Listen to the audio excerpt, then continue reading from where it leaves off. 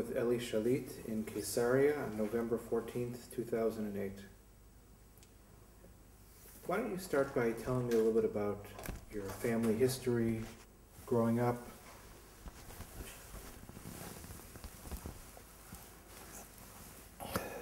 The number of families which settled in Rishon LeZion to form the first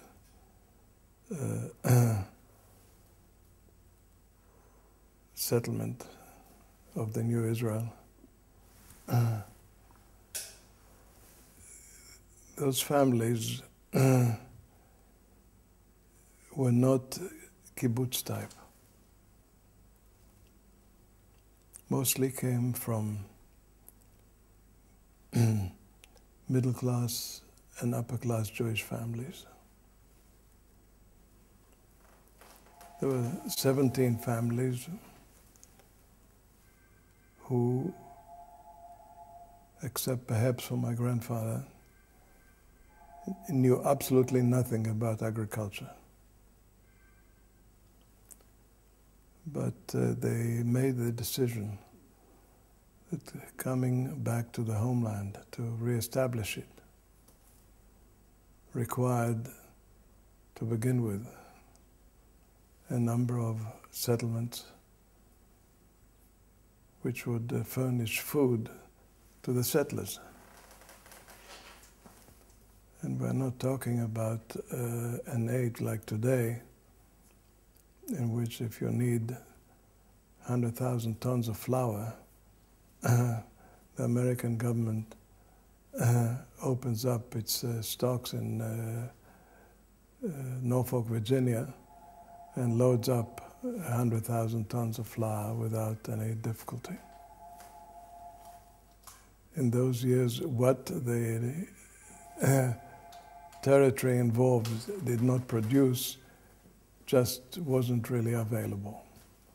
Of course, you could get sardines, I assume. You could get some wines, some whiskey. You could get products that were easy to transport and were made available by individual importers who did not really get rich on the assignment, but did help to add some color to local life. Aside from the fact that there was local production. I mean, olives were always grown. Were grown here from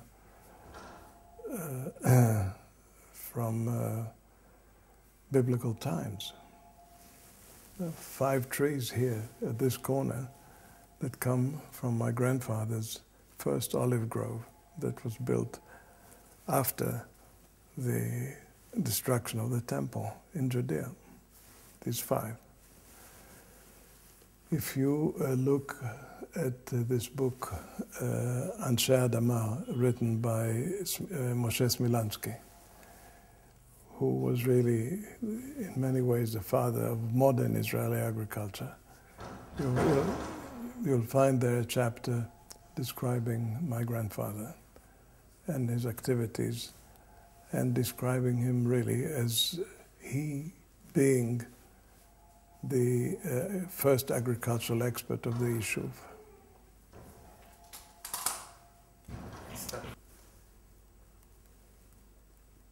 We were at the stage of early settlement. So you were talking about your grandfather? Yes. What his name was? Eliezer Elchanan Schalit, the same name I have. I was born 6 years after he died. He died from cancer. He had been taken by one of my aunts to Berlin during the First World War, because another aunt of mine had married a German Jewish doctor who was a major in the German medical corps. And since my grandfather got this cancer and there were no medical experts in a subject, I don't think around the world, certainly not in Palestine. The decision was made to take him to Istanbul, and from Istanbul to Berlin, and he died in Berlin. I succeeded at the time the communists were in Berlin to buy the possibility of removing his coffin from the Jewish cemetery in the communist side of Berlin to Rishon LeZion. We have a family plot there. The 17 families that founded Rishon have the top of the hill of the cemetery in Rishon. And one of the plots is my family's, and about, I think, 11 members of the family are already buried there.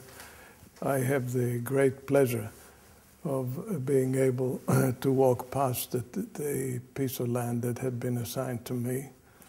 And if I so wish, I can even spit on it. But we were so closely involved with this very special moment that whatever happened, and a number of things happened. My grandmother, who had already had 3 children before coming to Palestine, gave birth to a girl, and because of the conditions that existed, there was hardly habitation. They lived in tents to begin with. The child died. And in one of the publications of Rishon LeZion,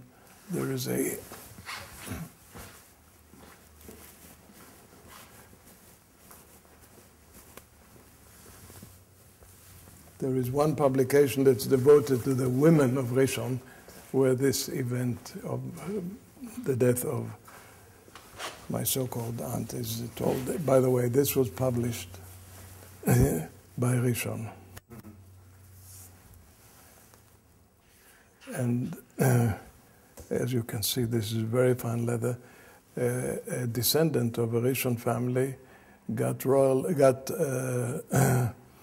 title in England, Sir somebody, and turned out to be very loyal to his past. And among other things that he did, I donated the greater part of the real estate that was needed to build the museum of Rishon.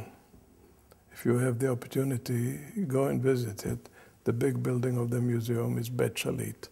You can see what's being presented there in the history of the colony. We called it colony at that time, not Yishuv. And let's see.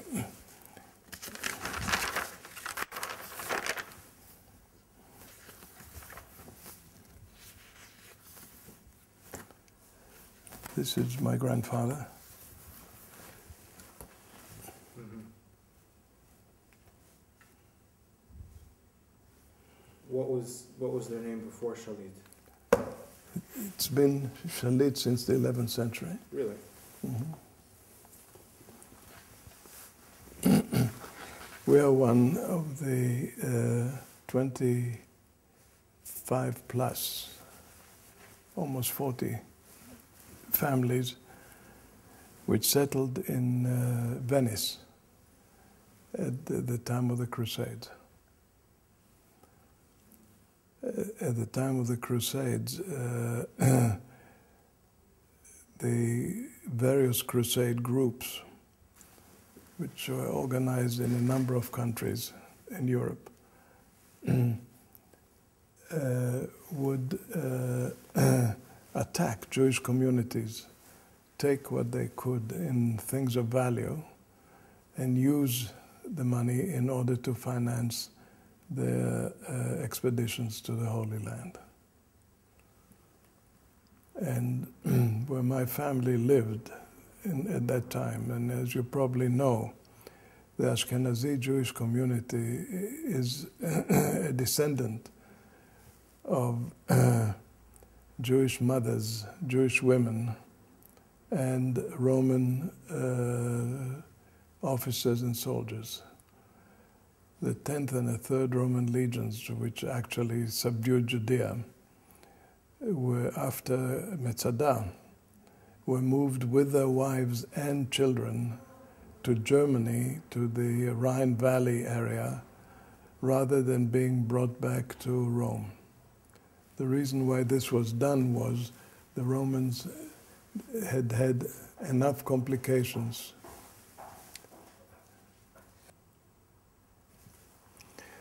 The Romans had assigned the job of policing the Rhine Valley, which was the principal supplier of food to Rome, oddly enough, to these two crack legions of Rome, which had captured Judea and allowed, they were quite liberal about this, allowed these Roman, both officers and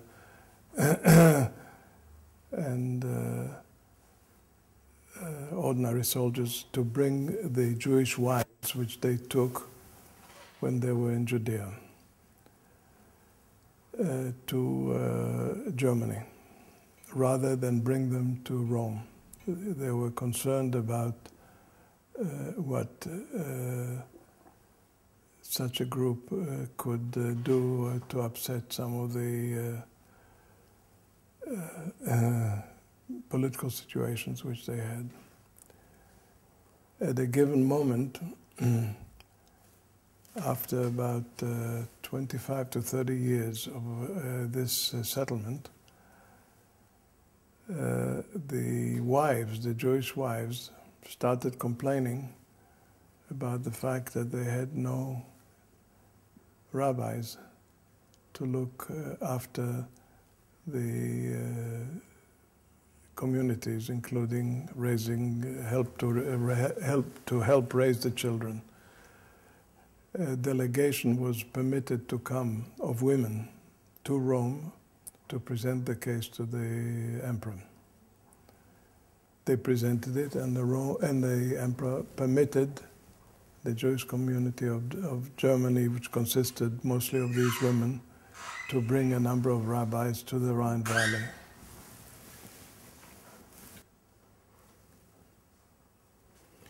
So that when the decision was made by the Christian church in Germany to mount the first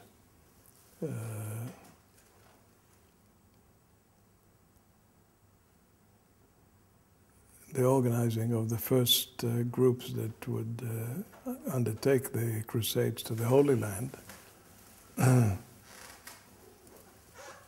there was already a background in existence which translated itself into specific steps that were taken. For instance, there were Jewish families that lived in German towns in which they either had factories or shops or did other things except agriculture. Jews were not involved in agriculture at that time. And these paid the nearest thing to what you would call a tax to the prince or other ruler of the area. And that way they bought the freedom to live there. There were other Jewish settlements in which the majority of the population was Jewish. And for the German Christian hordes that wanted to take over Jewish properties and turn them into money for the Crusades, for them to attack communities like that was a little easier because there was no resistance from Christians. The settlement from which my family came had developed a trade with the town of Venice and had some strong relationships with the Prince of Venice who ran his little empire. So when the crusade started and all this business of using the Jews for a purpose developed, this group decided to send a delegation to the prince to see if they could buy a small island which was on the north side of the main island of Venice and use it to settle their families. The Prince of Venice was a great lover of money, and this appealed to him. So he gave permission for a price for the families, which at the end turned out to be almost 50 families. And they moved over to Venice.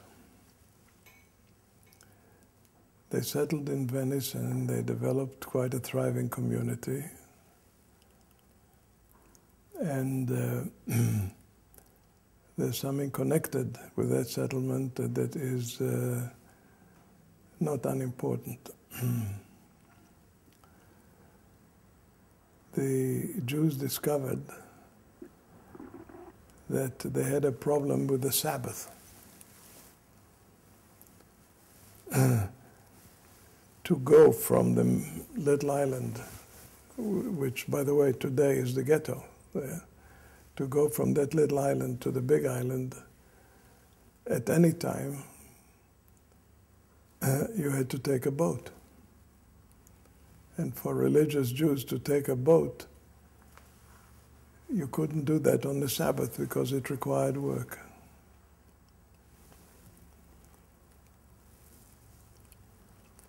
So the Chachamim of the Jewish community came up with a solution which the prince accepted. They asked the prince to allow them to throw stones in that body of water between the two islands.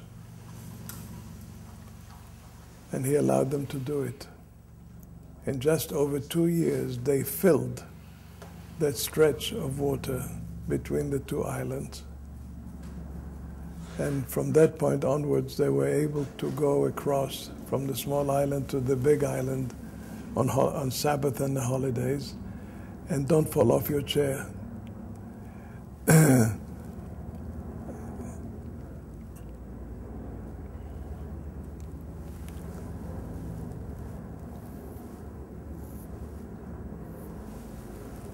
This is the origin of the name of the Jewish quarters in European cities, called ghetto.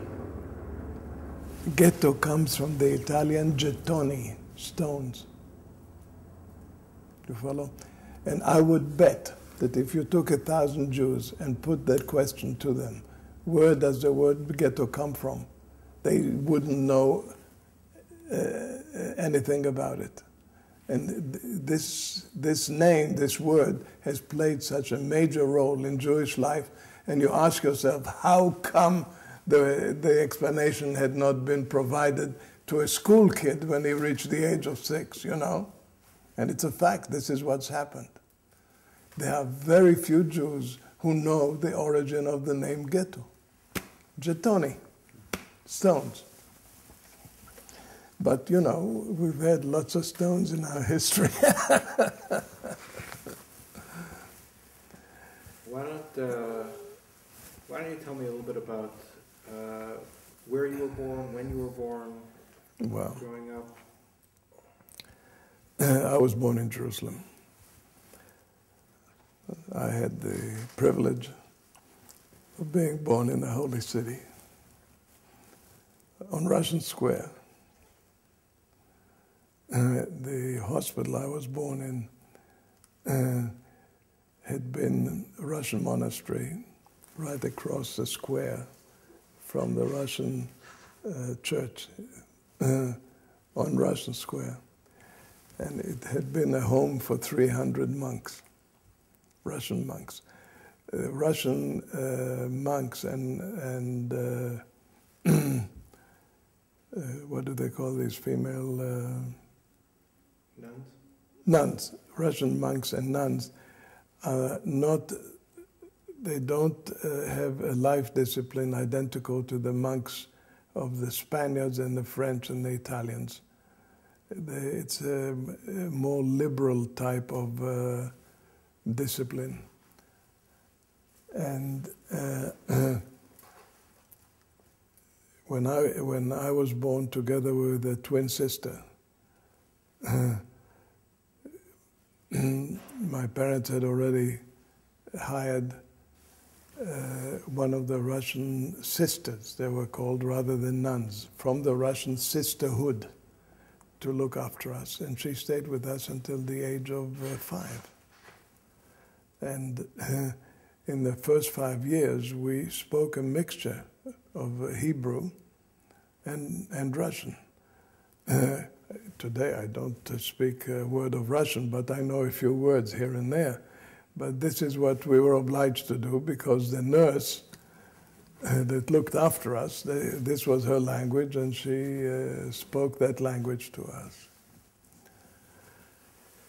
My father was a physician, and he was one of the first physicians of the Hadassah group. He was also a physician of the Egyptian Expeditionary Force, which were the first Jewish brigade that joined the British. Had developed its historical record. The majority of the people in the medical unit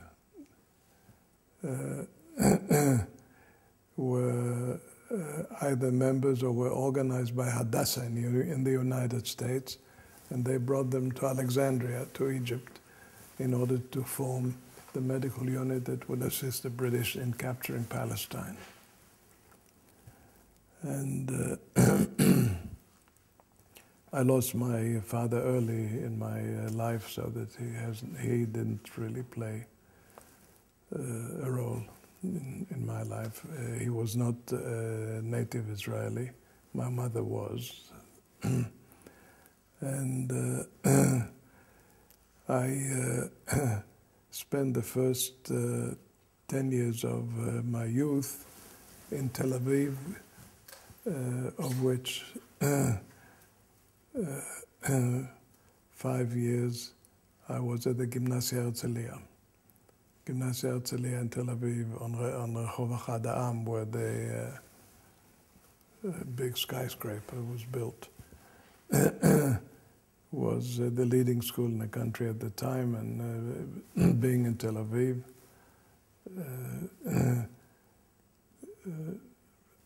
people who could afford it sent their kids to the gymnasia. I later, after the age of 10, I had personally requested my family to allow me to attend the Reali school in Haifa. I had friends who had gone to that school, and we used to visit Haifa quite regularly, and I saw what was going on at that school, and they had Dr. Biram, the founder of the Reali, established a boarding school as part of the Reali for mainly kids from the colonial settlements. I was there with a minimum of about 28 or 30 kids from the settlements, including Rishon LeZion, Rehovot, Gdera, Rosh Pina, from the settlements. And that was quite good for me also, as I think it was for the others, because we virtually all had the same background. And I must say that my years at the Reali were among the best years of my life, because Dr. Biram, who founded the Reali and ran it, ran a school that gave students the appetite to learn. He was an educator of a very high order. He had been a captain he was a German Jew who had been sent by the Germans to Turkey to assist the Turkish army in its battle against the Allied forces. And he was captured by the British when the British took the area just south of Afula. He was with a team in Afula itself, and he didn't feel like retreating with the Turks, and he and this small Jewish team, about I think 10 people, hid in the big containers of garbage that were used there, so that when the British came, they could just open the door and walk out. And there had been connection for a number of reasons between these Jews who were in the Turkish units and the Jewish units who were with the Allenby group. So that Dr. Biram always liked to claim that he joined Zionism from the garbage pail. And he allowed you to interpret that any way you wanted. Yeah. He was an enormous fellow. I'll tell you only one small story. In my class were several of the leading officers of what later on became the Israeli army. The first chief of staff of the Israeli army was Yaakov Dori. Yaakov Dori was the first graduate of the Reali school in Haifa. In my class, aside from me, were two chiefs of staff, Chaim Laskov and Mordechai Maklev. We all sat together. Maklev and Laskov joined the British forces during the course of the Second World War. I also joined the British, but I had gone to military school before the war started in Texas. I received a special assignment. Wait, what year was this? When did you finish? 1936. You finished high school in 1936? I finished 6th grade, which enabled me to take entrance examination at the military school in Texas and be admitted. What were you doing in Texas? Texas had the only cavalry school left in America, and I wanted to go to a cavalry school. Okay. An infantry school didn't interest me. So how old were you? I was 15. I passed the exams, was admitted. My roommate was a Mexican who was the son of the governor of Saltillo in Mexico. And I became very friendly with these Mexicans, and it turned out that in the town of Saltillo, in northern Mexico, there were descendants of the Anusim who were forced to leave Spain and ended up at the time of the discovery of Mexico and the conquest of Mexico as part of the Spanish army that conquered northern Mexico. And they settled in Saltillo. I'll tell you, it was a story second to none.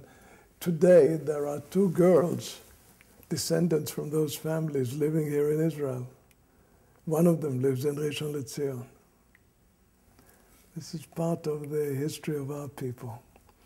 if you go to the colonial building, the first colonial structure, European structure that was built in Mexico City, which was, so to speak, the governor's palace, there are paintings of the first officers that were appointed to run Mexico.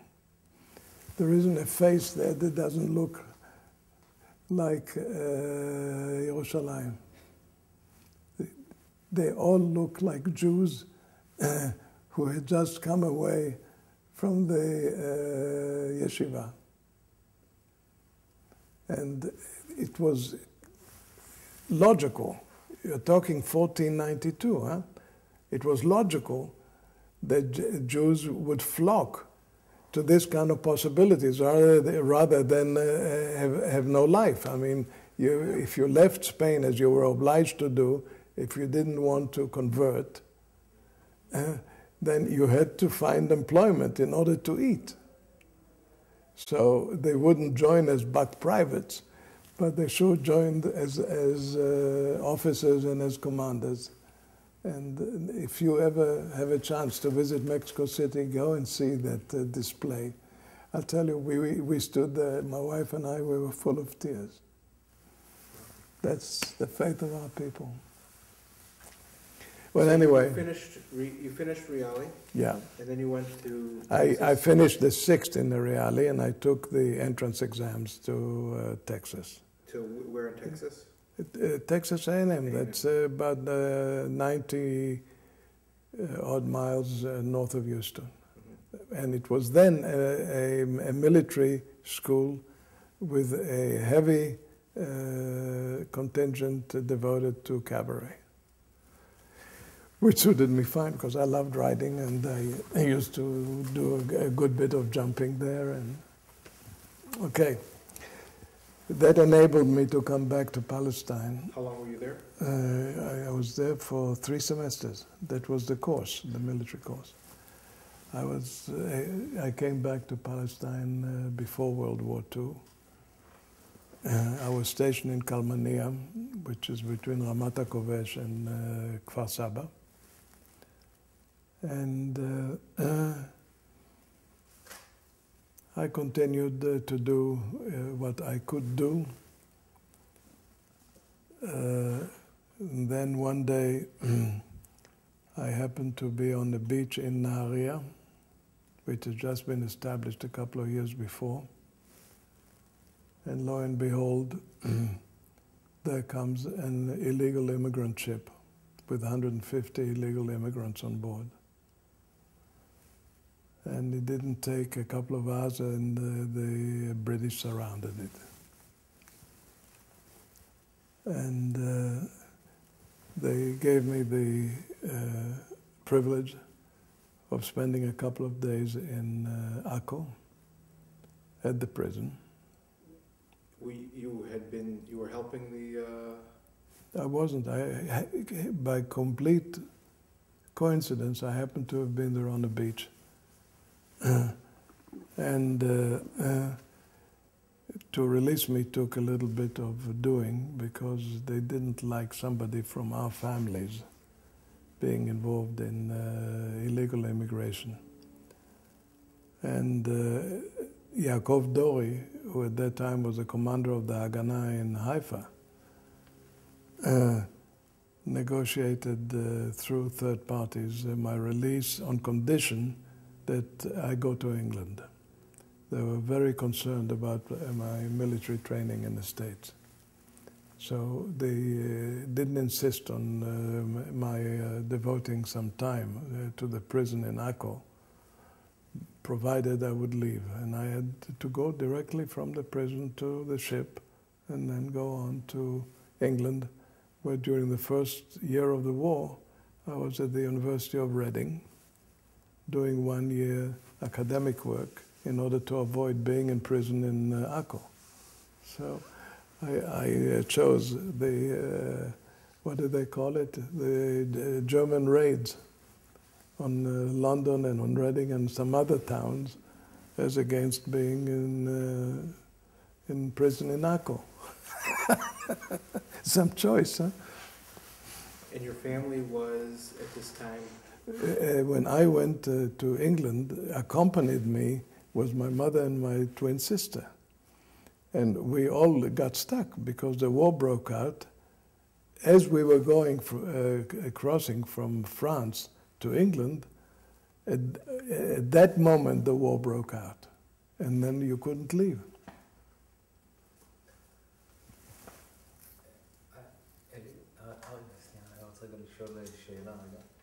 Yes. Yeah. The incarceration in Akko was quite peculiar. I mean, it wasn't really a modern American prison or not even a modern British prison.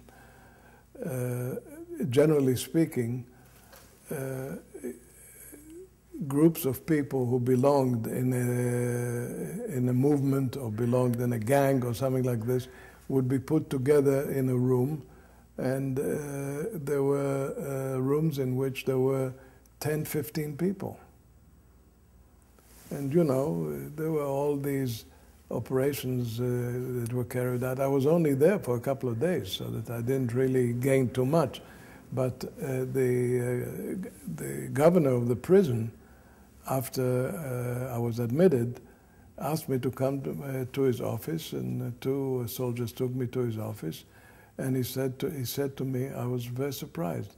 He said to me, "We've had word that you are not just an ordinary terrorist, and that apparently there had been some misunderstanding in connection with your capture. So we agreed that you wouldn't have to do ordinary work while you are here, but you could go and assist the librarian in order to help him look after the prison library." Can you imagine such a fate? So it's not that I didn't have any other sessions in some prisons in later years, but that was only in the course of discharging my duties. And I'm not, I wasn't a prisoner type, you know. And the British particularly showed some respect to people who came from an educated background, from better families. And the assumption was made that I wasn't just, didn't belong to the shabab of the Arab towns. Because there was a huge difference between the Jewish prisoner and the Arab prisoner. The Jewish prisoners that were in Akko were from the Etzel and the Lehi? Well, I'll tell you, I don't know why somebody developed the myth that only Etzel and Lehi were the ones who were involved in the Jewish defense activities. Yeah. There were Israeli Jews who came from other quarters who were there, who had been caught. There was a mixture always there in Akko of individuals who were caught, for instance, carrying weapons, and in individuals who participated in a group that defended a settlement. So that individuals were caught and groups were caught. And there was no insistence on making a selection of one specific group. It's true that the Beitar, the Israeli right, had a number of officers, particularly, most of them of German and Polish origin, whose outlook on life required hostility. They did not understand how to defend the Jewish right, so to speak. I don't mean the political right, the Jewish right to exist. how to defend the Jewish right except with violence.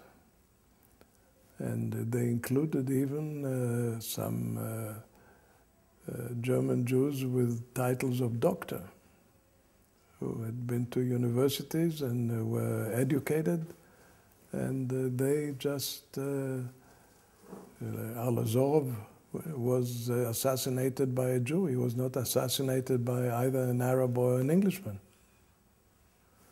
And I knew the group from which the assassin came. One of the best families in Tel Aviv, German Jews.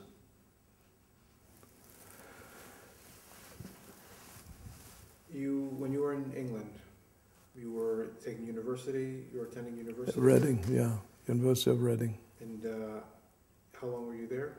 1 year. And then? Then I received a visa to go back to the States because I had been to the military school. And my mother and sister, who were stuck with me in England, as a result received also a visa enabling them to go back, to go to the States.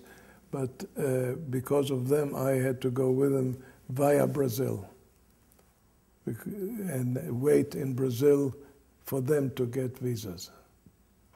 And,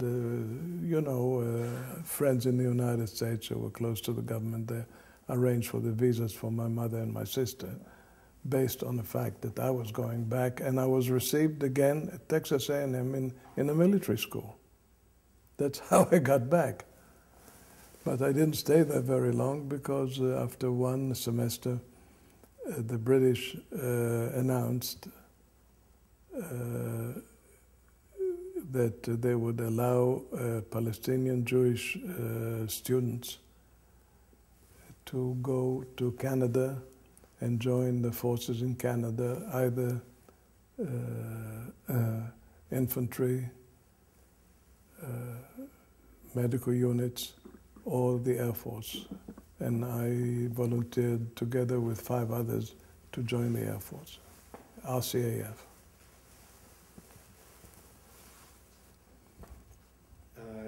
Then you went to Canada to do... Yeah, to try and see if I could join the war as a military man in the Air Force. And I commanded the initial training school unit that I was attached to. And unfortunately, at a given point, there was an epidemic. I was in hospital for close to 3 months. And after that, ruled as being incapable of continuing in uniform. And they offered me the choice of going to university in Canada at the expense of the Canadian government or in the States. They paid for my education. They were very pleased with the service that I gave them in a short period of time. And I was really, to some extent, the only one who was trained. The others had not been trained. I mean, I was Haganah trained, and I was also Texas A&M trained. So that I had military training, and I was able to take over units and drill them properly. But then when, after this sickness hit us, this was a devastating thing. I was almost 4 months in hospital. I survived. I am today 87. You went then to university, you went to the States? Then, at the end of the war, I went to Baton Rouge and attended Louisiana State University. I chose the subject that really interested me, which was agriculture. I graduated from LSU. And virtually a week before my graduation, I was called upon to come and do service for the homeland. What happened? Who called you? I received a call from the president of the Palestine Economic Corporation, Robert Zold, who told me, he was a family friend, told me that they would like me post haste in Jerusalem. I said, why? He said, because Rehavia Levin Epstein, who headed the Palestine Economic Corporation enterprises in Israel, which included the Dead Sea, had been assassinated in Cairo. I didn't ask what the reason was, and he said they need someone to take his place, and the decision was made by several members of the board of the Palestine Economic Corporation that I was the suitable guy for this job. So they sent me a railroad ticket. You're talking end of World War II. You couldn't take a plane at that time from New Orleans to New York, you know, by picking up a telephone. They sent me a wagon-lit railroad ticket, that's a sleeping car ticket, to spend 2 nights taking trains to New York. Would you imagine? And this was a privilege, because the cost of a sleeping car ticket was beyond what I used to get a subsidy from the Canadians for a whole year. It was one of the funniest experiences I ever went through. I wasn't all that, I wasn't persecuted on the train, because sitting in the next compartment was a young lady from the French Louisianian community in the Mississippi Valley, and I amused myself tremendously. I said to myself, the good Lord decided to give me a very special gift, and nobody spat on me. I was really.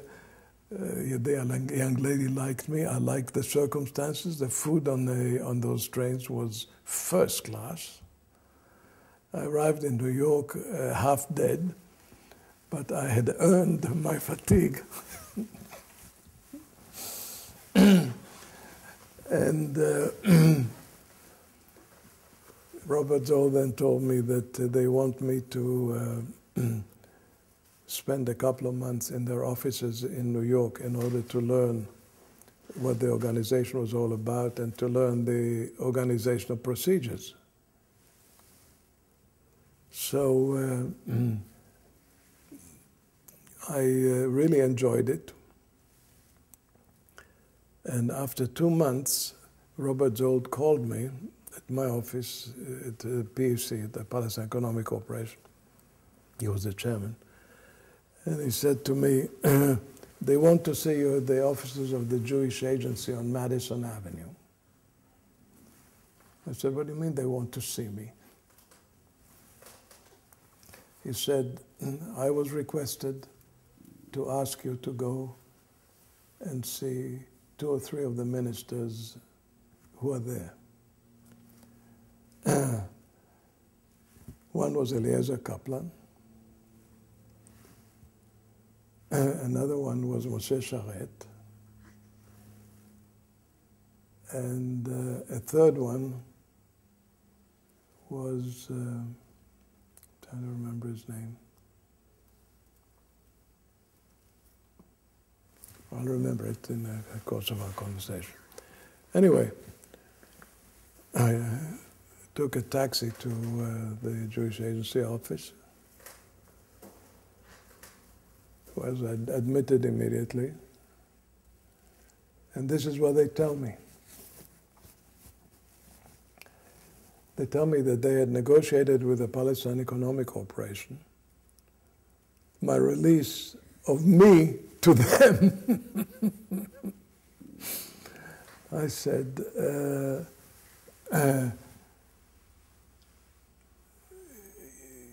wouldn't it have been a good idea to discuss this with me first before you negotiate?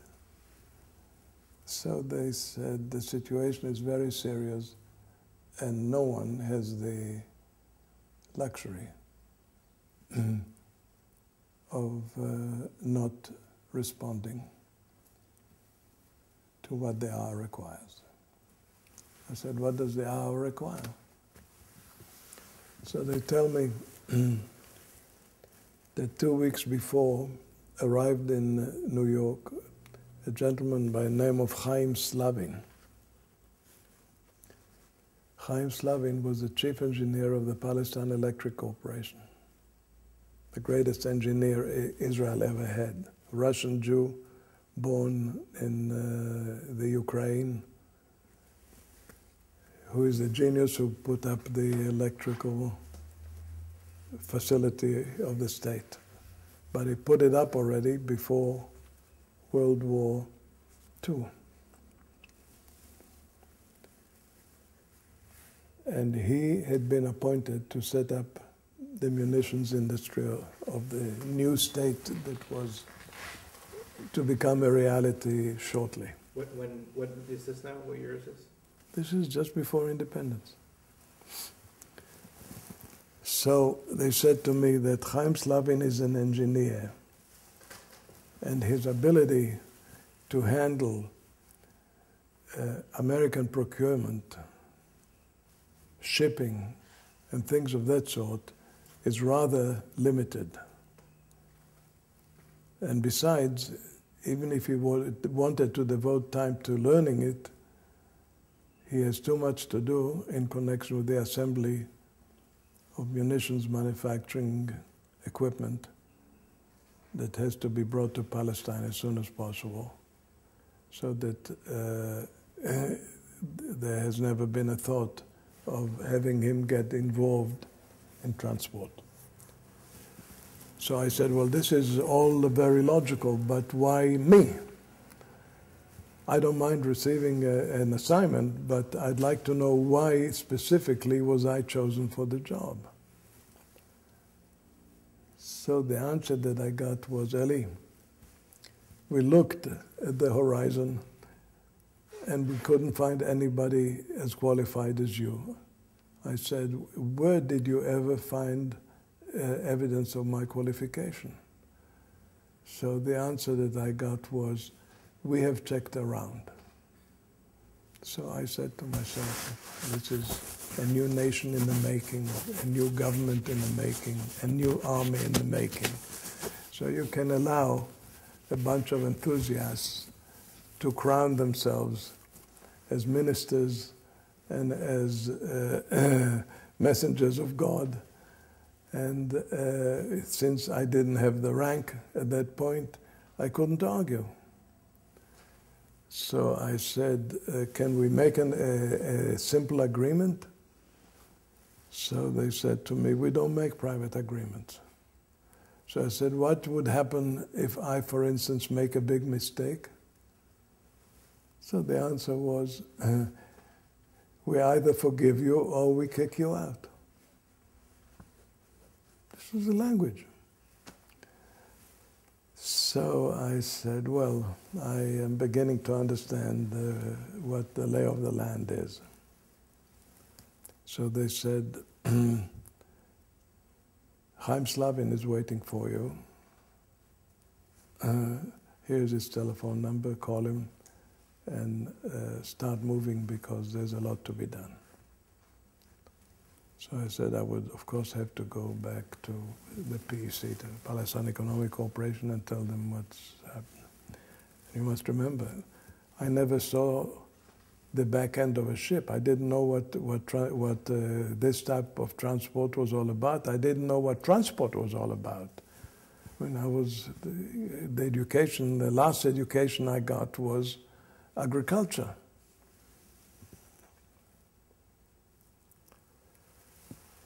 So Chaim Slavin had an office within 3 blocks of Columbia University on the Upper West Side. I went up there to see him. There was a chair next to his desk, and he says to me, "Sheva." I sat down. He wasn't as tall as I was, so, you know. If he were, there would have been any chutzpah or anything of the sort, I could have knocked his teeth out. But he says, "Shev." Okay, yashavti. And then he said to me, "I've been told by people who have known you when you were much younger that you are not only honest, but you are always prepared to undertake assignments." So I said, "Who the bloody hell told you this story?" So he says to me, "Yaakov Dori." So I said, "In that case, I cannot dispute it."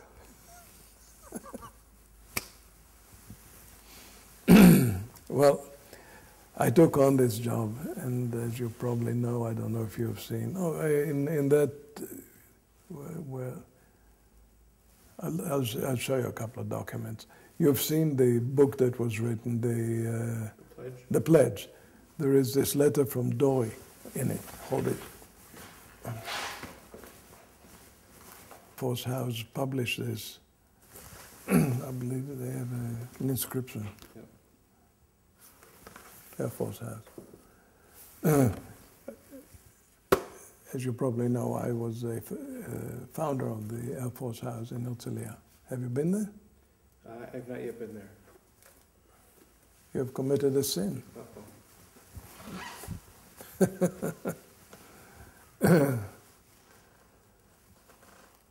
So this is how it got started. And after that, he used to want to massacre me every once in a while.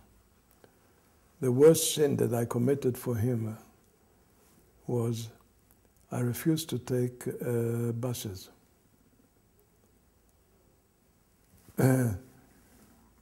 He felt that the treasure of the Jewish people had to be carefully guarded. And I said to him, "Chaim Slavin, with the kind of work that I've been ordered to do, the worst thing I can do is to enter a public vehicle." I said, "There are going to be plenty of individuals who would love to be close to me in a public vehicle. So why do you want to risk it?" He said, "I've never heard of such a thing." I said, "You've been an engineer all your life, and you come from Ukraine. How could you have heard of such a thing? So you're in a new world, and we are now dealing with a new country. You have to allow for these things that are completely alien to you, but they do exist." He couldn't understand it, never understood it. And when I had to take some government official or some Jewish police officer in New York to an expensive meal and that sort of thing, he used to say to me, "Don't you feel guilty about spending public Jewish money on expensive meals when a good sandwich would do?" You understand? And then this man built the most outstanding military manufacturing establishment of the post-war period. I mean, I don't know if you saw last week, the Indians are buying from us fighter planes. And this is not a TAS project today, but its origin was TAS. Our military manufacturing is of some serious dimension. I mean, we wrote the Bible, but we also wrote military production in a post-war period. And the Americans always keep teams coming in and out of Israeli munitions factories of every kind in order to learn what we have developed that's worth copying.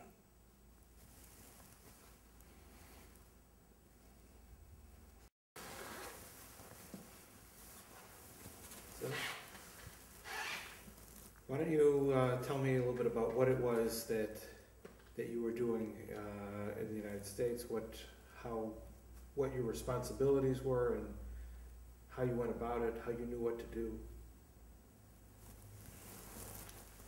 Well,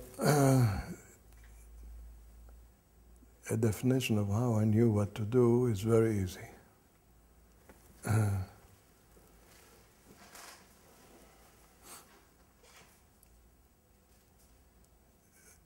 I notified Chaim Slavin at the time that I was not interested in getting involved in procurement.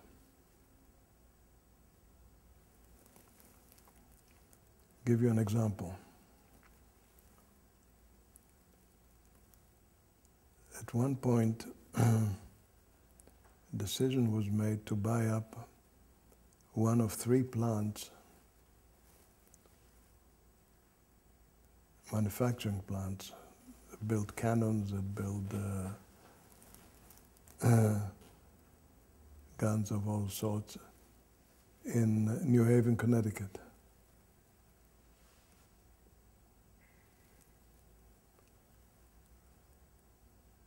And these plants had been put on the market by what was at that time called the War Assets Administration.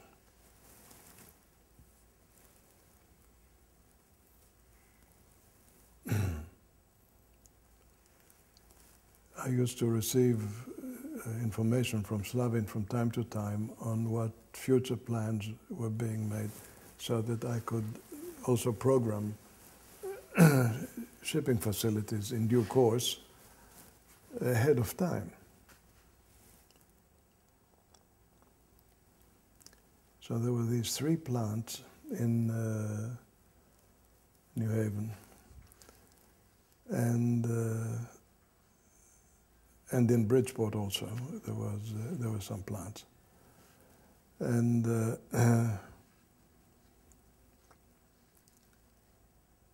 at a given moment, Slavin says to me, the plant that manufactures cannon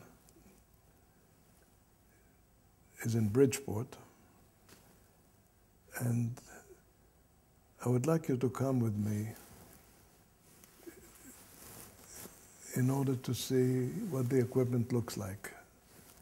He said, we have lists and we have descriptive literature on the equipment, but I'd like to see it with my own eyes. So I suggested that I contact one of the leading Jews of the area there, so as to not attack this issue wildly, and then with rumors spreading about who came, particularly Slavin was born Russian, and when he used to show up in some places in the United States, there was always some fear that something is cooking that is not in the interest of the United States. So he agreed that I prepare this Jew in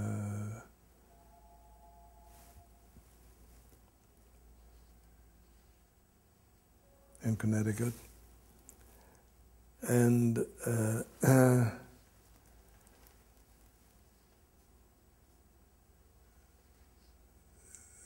Slavin spoke in such a thick accent, both Hebrew and English, the little English he knew.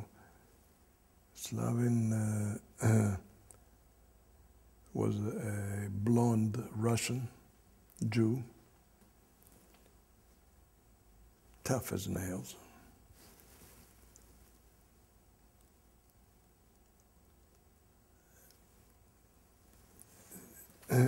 Who knew a lot of words in a number of languages, but the word no he never heard of.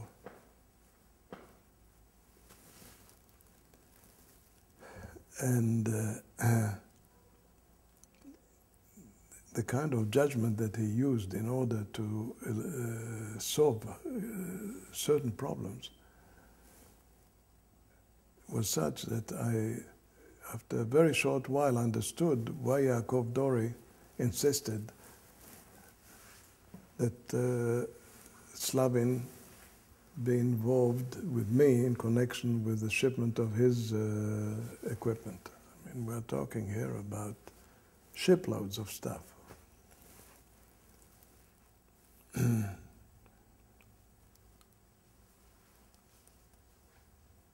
you imagine coming back from some operation in Piers of Brooklyn, in which, to some extent, there was a danger of risking your own life there.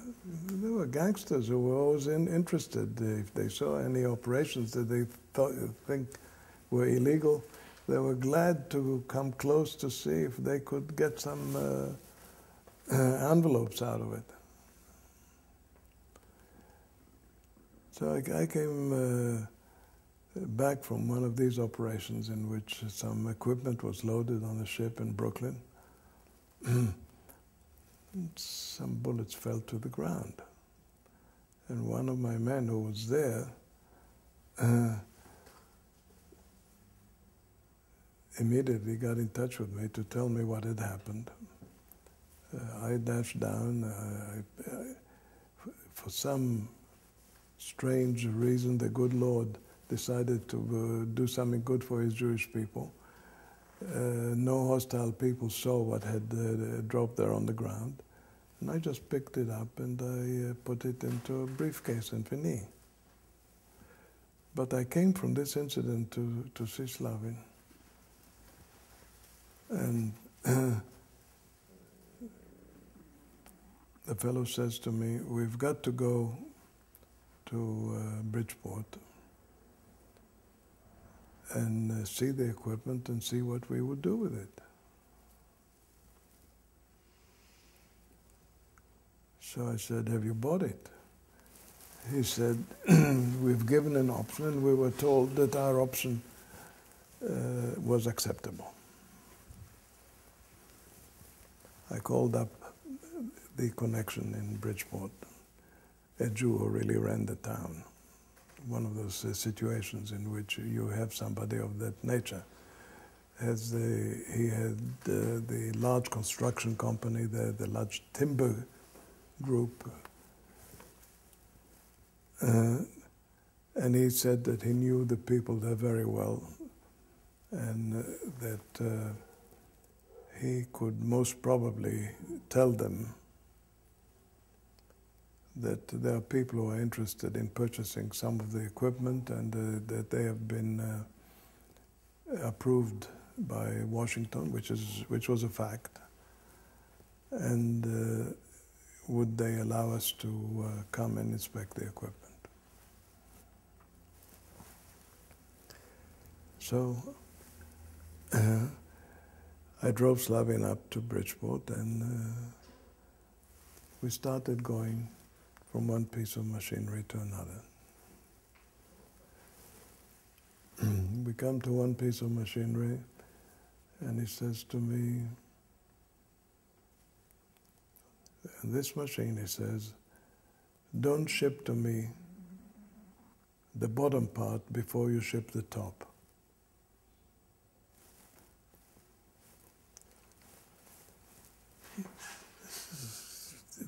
A very important moment in this whole program. I said to him, Chaim, I have never been to an engineering school. I don't know what is the top part of the machine, and I don't know what is the bottom part. You cannot come and ask me not to ship the bottom part before I ship the top part, or vice versa. I wouldn't know which is which.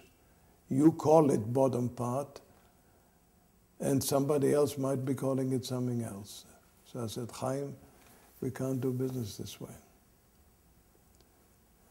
What we have to do is, you've got to allow me to take on a man that you will approve, who understands such machinery, and then we put a small number on each piece of equipment, and then I arrange to ship by the numbers.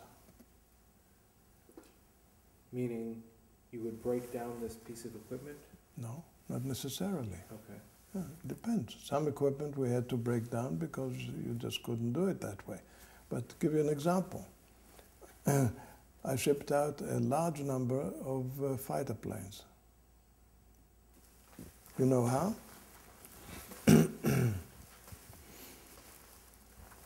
To begin with, there wasn't a fighter plane that I was prepared to ship unless one or two of my people would observe what's going on around that fighter plane for several days in order to make sure that the thing is not under observation. Who purchased the fighter plane? We had various purchasing agents. In connection with the fighter plane program, Nat Cohen was the great buyer. He was one of the great heroes of Israel. Never got acknowledged as such, but that's what he was. He knew what to buy. He was a fighter pilot from World War II, and he knew what aircraft was worth buying and what was not. He would test virtually every aircraft before he would buy it.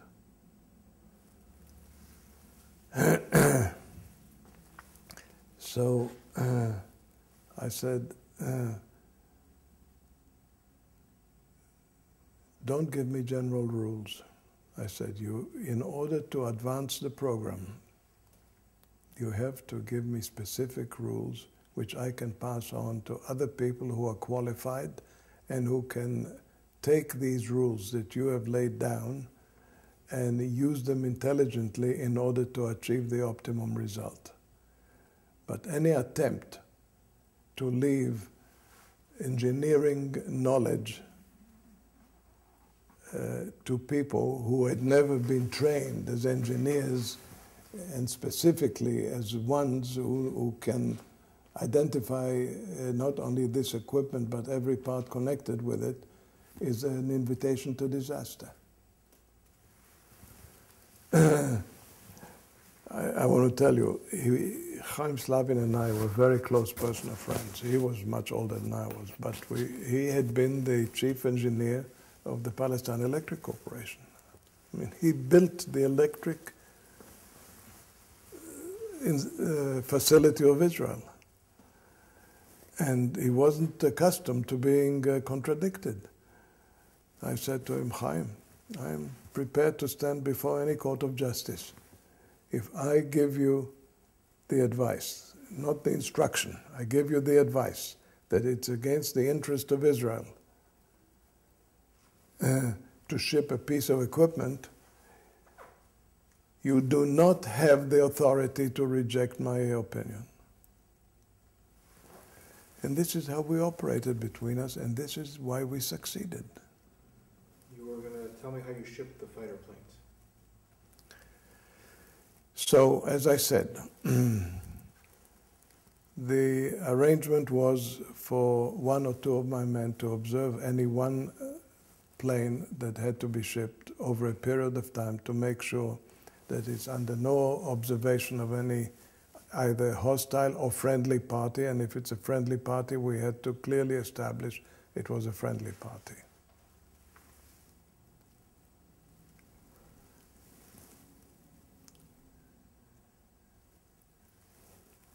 then once it's been established,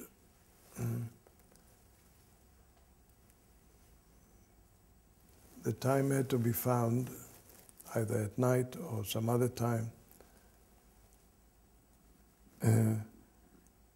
in which it could be moved. Let us say if it was in an airport in Georgia, to be moved to, in most cases, an airport in the vicinity of New York or Boston or Philadelphia, in that area. Once it had been moved, the question was whether we succeeded in moving it to a friendly, small airport which was under our control through friendly parties, or we succeeded in moving it to a place in which the best thing we could do is just dismantle the aircraft, take the wings off and so forth. And then I requested two of my assistants to look at various loading operations for Israel that were being carried out in the ports in the New York area, New York, New Jersey, Connecticut, and other ports all the way up to Boston, starting with Philadelphia. What I wanted to know was how were aeroplanes being shipped by other parties abroad? And I discovered that aeroplanes that were going by license from Washington were either flown or were dismantled and put into large boxes which were either completely covered by wood, the boxes, or they just sort of were placed inside what is a frame of a box, so that you could lift it with a crane and place it on a ship either inside or on deck.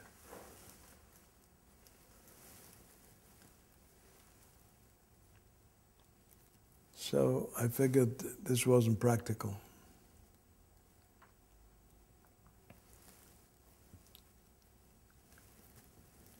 I then asked the boys to see if there are similar sized boxes that were being shipped that did not include aircraft.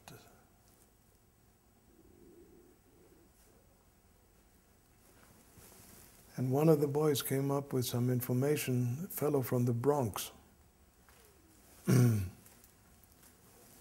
there were a couple of docks that we were using close to the Bronx. Came up with the information that some aircraft were being shipped out of where he was in very large boxes.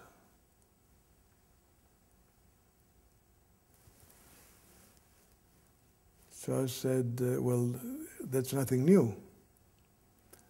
He said, at the same time, he saw several boxes, same size, completely closed, which had a large image on the side, on both sides, with an inscription, International Harvester. Those were the big combines. So I said, if we would have been Gentiles, I would say to you, to this young fellow who discovered this, that you deserve to get the Victoria Cross. From that point onwards, we started shipping what my good friend was buying and delivering in boxes with the full big inscription, International Harvester. Not one single one was ever caught. It's a fact. And when these used to arrive in these docks, you know, of course everybody opened his eyes, and nobody ever dreamt that there were aircraft inside. You follow? Mm-hmm. This was no heroics. This was just the exercise of logic, and which resulted from the fact that we had our back to the wall and we couldn't afford to make a mistake. And this way, all these planes got in, but we had other cases. I can tell you, I loaded a ship with tanks, for instance, with tanks, complete shipload, a Liberty ship, complete with tanks in Manila. And the manifest didn't say Manila Harbor to Tel Aviv. It gave another destination.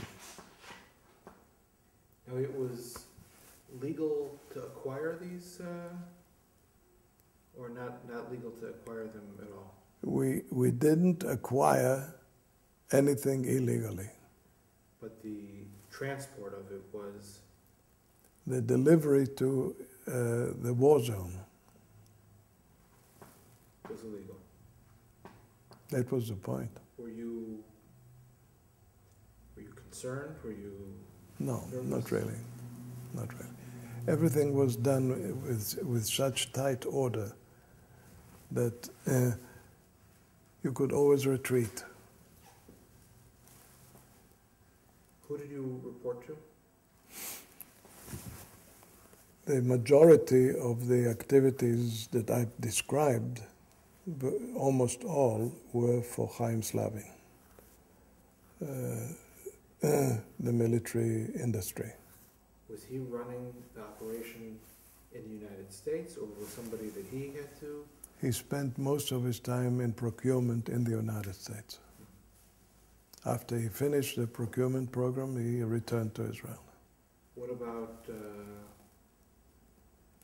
Hotel 14? Was that? Hotel 14 was a different chapter entirely. Mm-hmm. Hotel 14 was a mixture of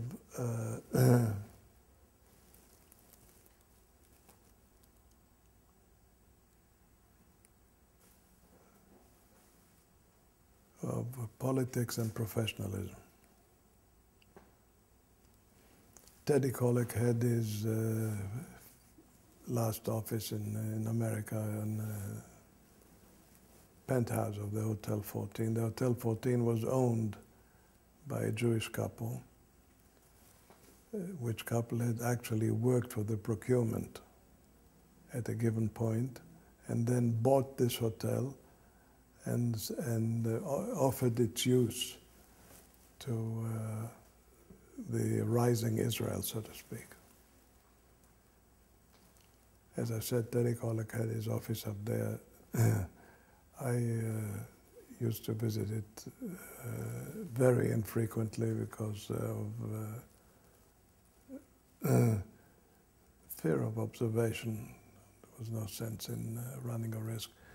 And there was, you know, in a setup such as we had with the Jews of the early Hashomer HaTzair having a claim on history, which they considered entitled them to hobnob and get information, to members even of Etzel. Who funded your operation? The Jewish Agency, until the state was established, was of course the official group that did the funding. I never got involved in the funding. All I did was just provide documentation as to what was necessary, and then they had a number of men who were involved specifically in the funding and who handled it well. The funding, this was one case in which the funding was not mishandled, in my opinion. Did you have any connection to people like Rudolph Sonnenborn? Sure. He had connection to me, more than I had connection to him. But I mean, as you know, there was the Assembly of the Wise. There were some 20 wealthy Jews who put money on the table. I'm talking about cash money on the table, millions, in order to carry out specific operations.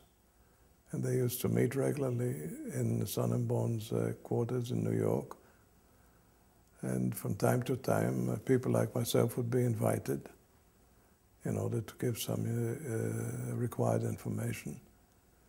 And these people saw to it that the critical sums of money that were necessary for the conduct of the war was always available on the table. It was a fantastic performance.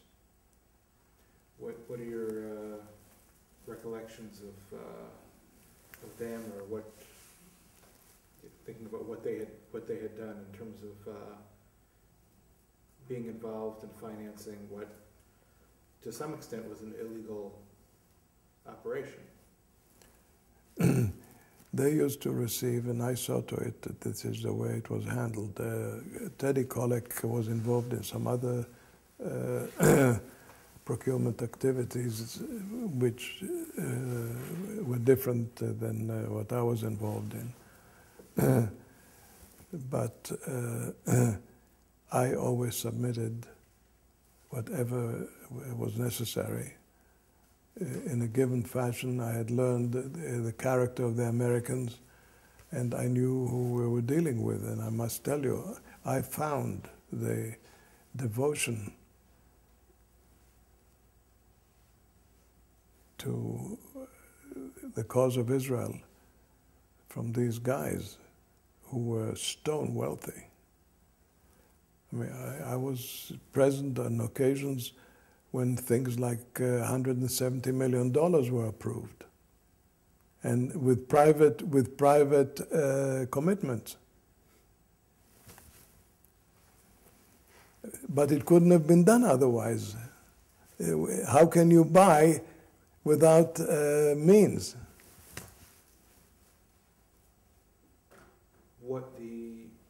Was this group involved in purchasing of Aliyah ships? They were involved in every purchase. Aliyah ships was again a game run differently. I got involved a couple of times with the Aliyah ships because these were ships, and I was close to the business of ships. So the Exodus I bought. I handled the purchase. Can you tell me about that? Because I had the personal connection from a Jew. I bought it from a Jew. I was recently at a meeting of the Israeli intelligence group in which the men who were on duty at that time followed the development of the Exodus project, and they had never met me personally. So they requested me to come to intelligence headquarters in Tel Aviv. And I supplied them with some facts that none of them had ever had, because they were not involved in the planning, they were only involved in the execution. Who was it purchased from? How did that come about that you were? Well,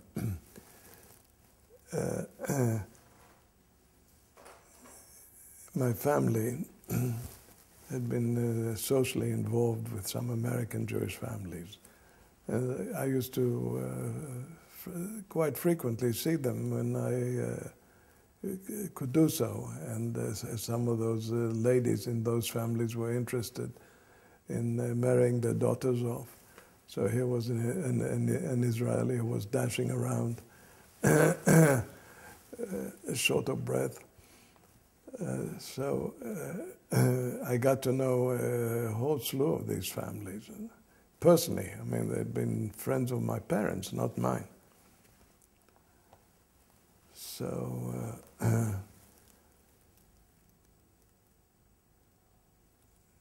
one of the fellows was a Jew who was, I believe, a member of the Spanish-Portuguese synagogue in New York. And I heard the story that he had purchased a ferry that used to run down from Albany to the New York area, back and forth in the river.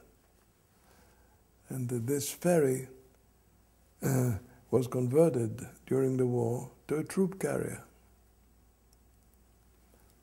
And that she could no longer serve as a ferry and was available for purchase. I passed the word on to the illegal immigration group, some of whom were friends of mine.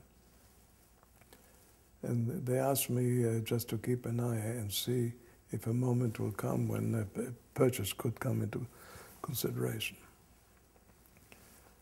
So a moment came, but not when purchase came into consideration. A moment came when the news was passed on to me that a Jew in New York had bought the ship. He bought the ship, and he figured he was going to sell it to somebody for a profit. I was rather sad to tell him that since he had bought it, there was no opportunity for him to make a profit because we needed it for illegal immigrants. You know what he did? He kissed me on my forehead. And I arranged the purchase within 24 hours. And then the illegal immigration group had several of its big operators available for this venture, including David Nameri, who was probably the #1 operator of the illegal immigrant ships. And there were a few others. You know somebody named Ralph Goldman? Altman? Goldman. Goldman? No. There were all kinds of people who claimed later on, even if they were cooks on one ship or another. So there were several other ships that I purchased. The Altalena I purchased. The Altalena Yeah. purchased? Yeah. Did that sail from the United States? United States, then went to Mexico, and from Mexico went to the Med. But like in every national movement, you have two types of individuals: the genuine stuff and the near genuine. And a number of these illegal immigrant ship operations were handled by people with very good intentions and very courageous people, but they didn't have the professional know-how to handle such projects. In the course of your work in the United States, was there anything that didn't go quite right, that almost threatened to put an end to the project? Who? that threatened to put an end to Who? the, did anything happen while you were working on shipping that could have threatened the whole project, that would have had to made you stop the project? Or everything The only serious thing that happened was the capture of the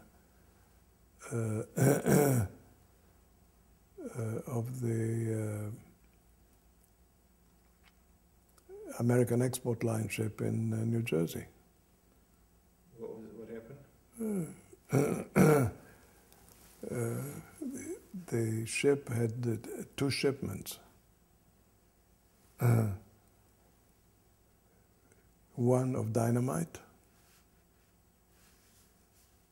and a second shipment of smokeless powder. The dynamite is the one that caused the problem.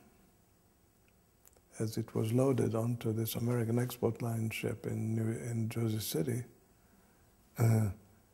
one or two drums fell, and the dynamite was discovered. I had the 5 tons of smokeless powder, which is the biggest shipment of smokeless powder that was ever shipped. Smokeless powder is handled in grams, not in pounds. I had consigned the shipment of smokeless powder that was needed by Slavin, badly needed by Slavin, which I purchased. I normally didn't purchase anything, but in Mexico I happened to have had a personal connection there, and I purchased this shipment of smokeless powder and had it loaded onto drums in Mexico, and then sent it by American flag ship, properly disguised in drums, to Jersey City, consigned to South Africa, and then at a given point switched it from South Africa to this American export line ship on deck. And while the dynamite was caught, this was never caught. It reached Israel. What happened when the dynamite was caught? The dynamite that was caught? What happened to the operation when the dynamite was caught? Well, the attorney acting for the Israeli government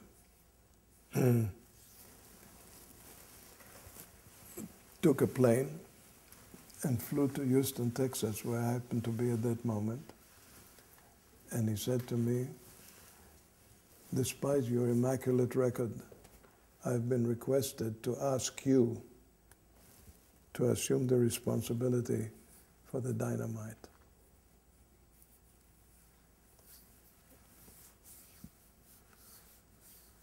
And I hadn't finished the complete program yet. I was asked to claim that I was responsible for it.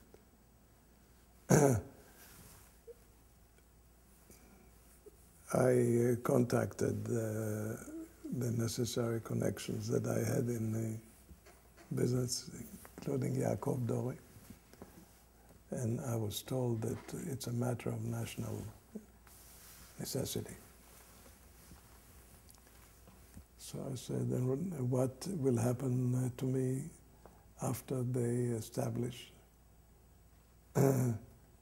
that I was not necessarily involved in this matter, but I was involved in all the others, which they have never been able to put their fingers on.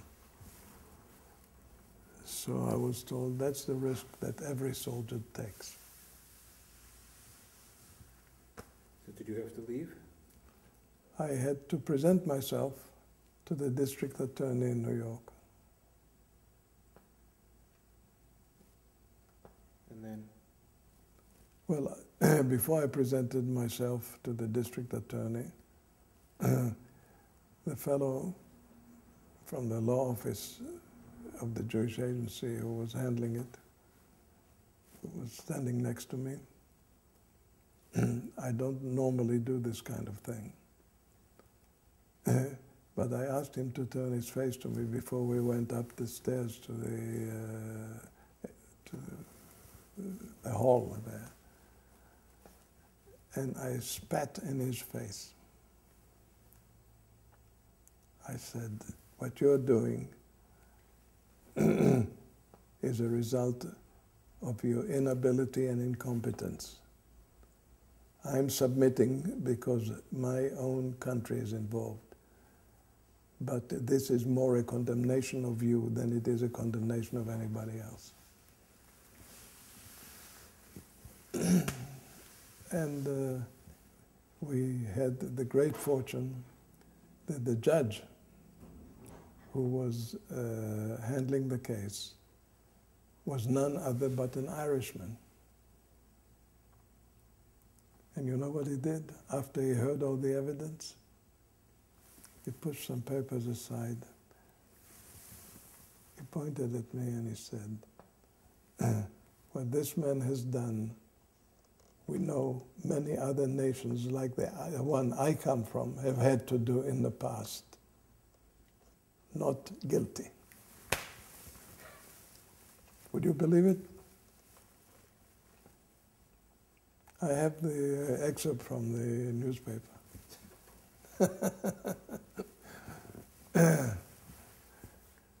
How far are we now? בסדר? זה מאורגן? כן, אני כבר רץ. אני הוצאתי את זה מהכיס, יכול מאוד להיות שהזזתי משהו או לא? לא, לא, זה בסדר. זה בסדר, אוקיי.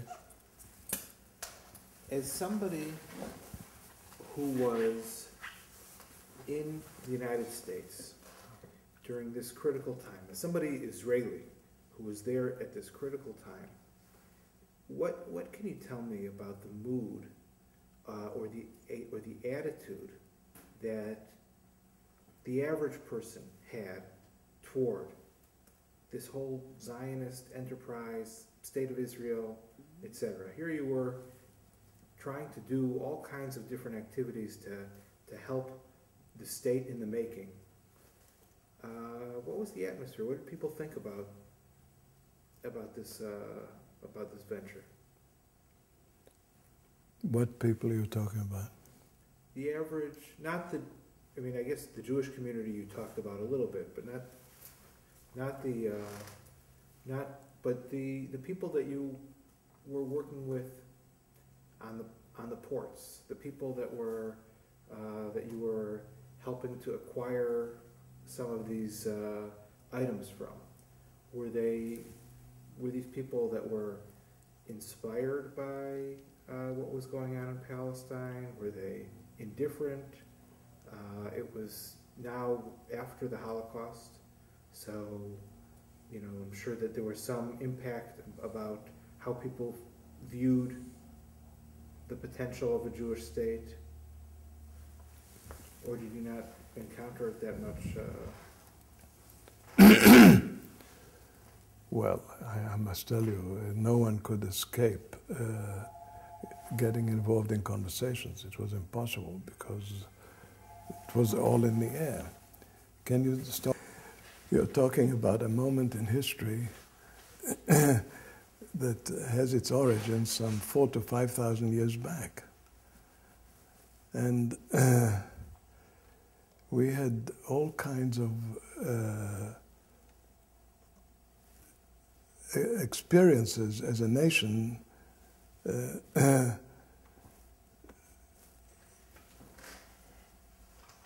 Egypt was one type of experience, Babylonia was another type of experience. The Muslim countries were another kind of experience, the Christian countries were another kind of experience. So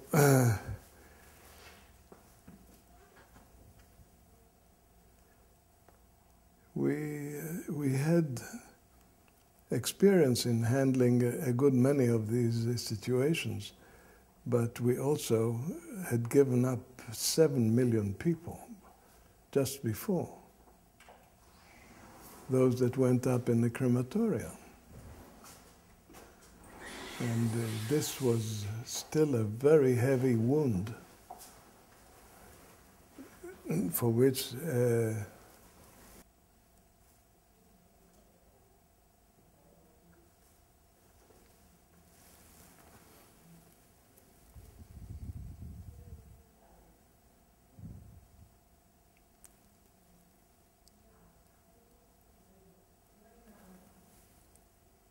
בסדר? So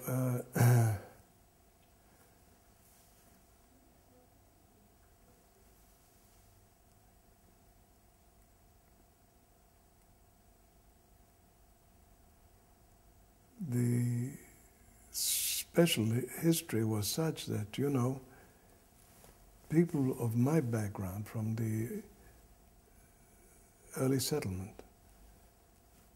we found it difficult to come across Jews who spoke like the rightists of the Betar. I mean, we suddenly faced Jews who obviously, because of the tortured Jewish history, developed the mentality of killers. The only good Gentile was a dead one. Attitudes of this sort you came across. Today, the world has changed. And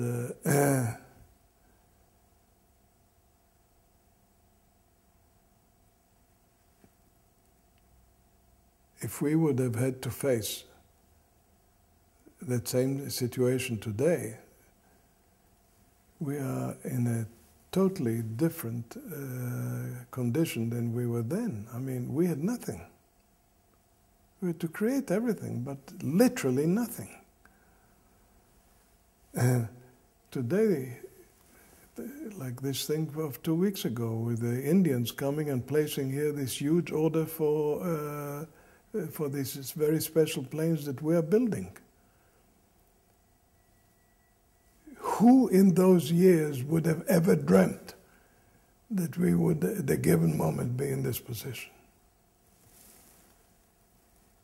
You found yourself probably through these the various experiences in a lot of places where there probably weren't very many Jews or Israelis, in Louisiana and in Texas, and probably some of the other places that you were working with acquiring or dealing with some of the shipping. What was the attitude of everyday Americans toward the work that you were doing? By and large, the majority of Americans who came across situations in which they had to sort of take an attitude on what we were doing, I am among those who was very surprised by the degree to which so many Americans had sympathy for what we were doing. But I mean, we had these shocking revelations like Eisenhower's attitude towards the Jews. I mean, Eisenhower ended up in having revealed himself to have been an out-and-out anti-Semite.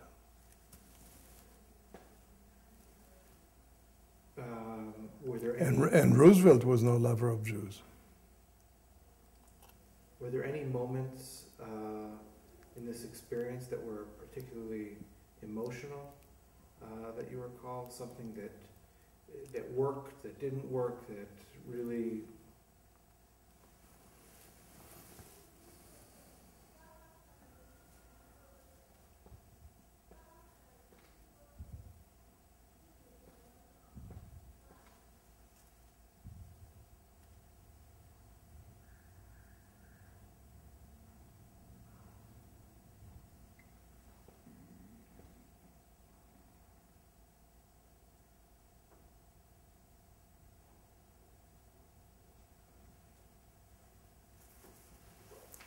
The emotional moments did not relate really to the arms purchase, assembly, procurement, shipment, and so forth. They did not touch that area. The emotional moments came in totally different areas. We were becoming exposed to the reality of what happened in the camps, and to the plight of the Russian Jews. We were really exposed to tragic situations that were not as severe as the German extermination, but were severe in their own right.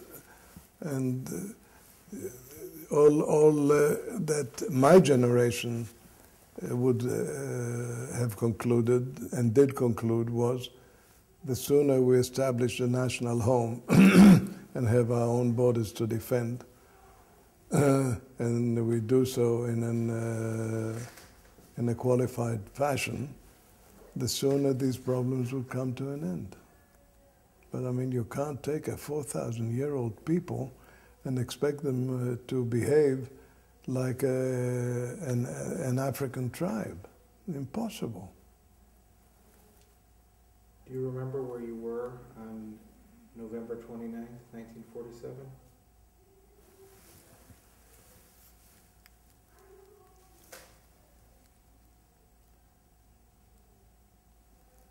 Central Park West. I had just finished an operation during the night. I think I got to bed around 4 o'clock in the morning. Tried to reach Tel Aviv.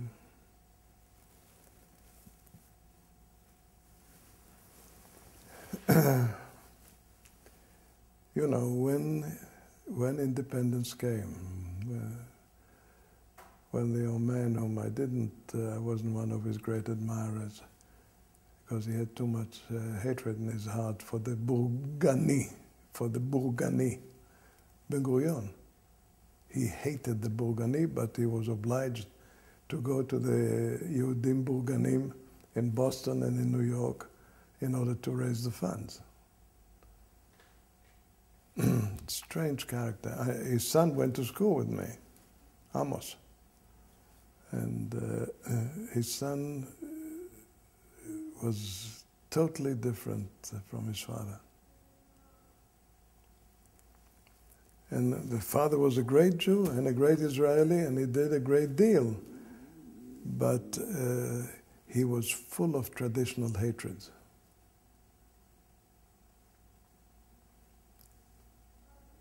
Which you couldn't say, for instance, for someone like Rabin. Rabin was purity itself.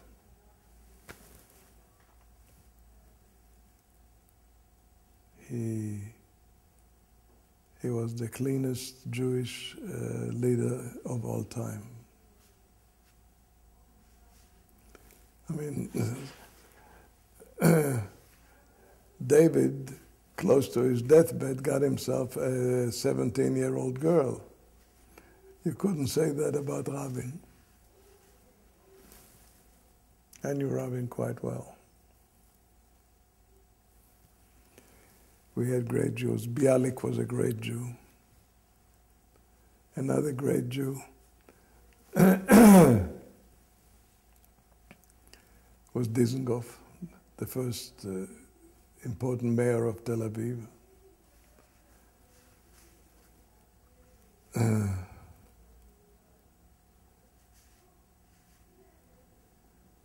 We had some very, very outstanding Jews.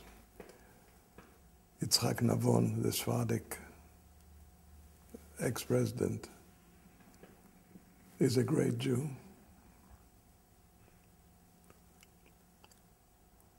The Polish Jewish ghetto produced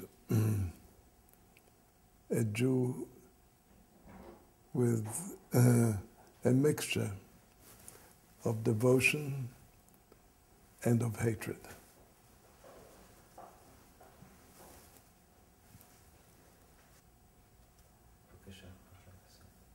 Looking back 60 years later,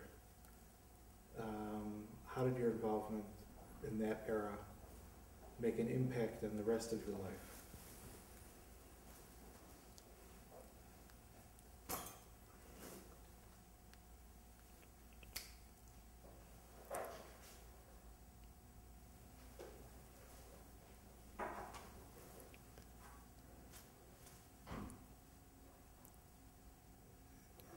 To me, in a certain selfish way,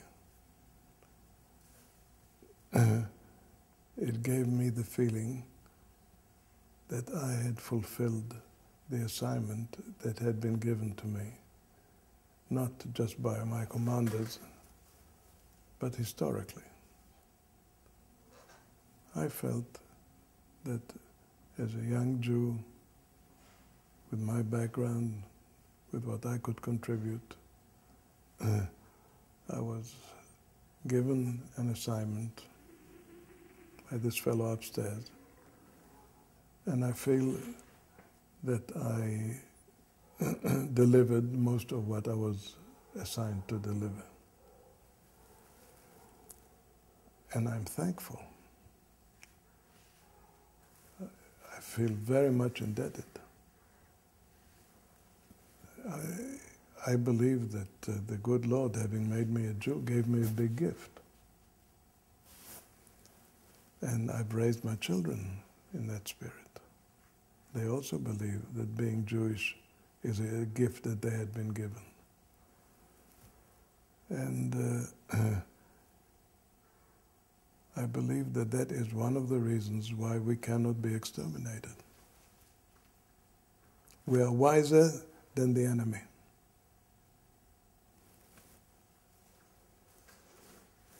Thank you very much.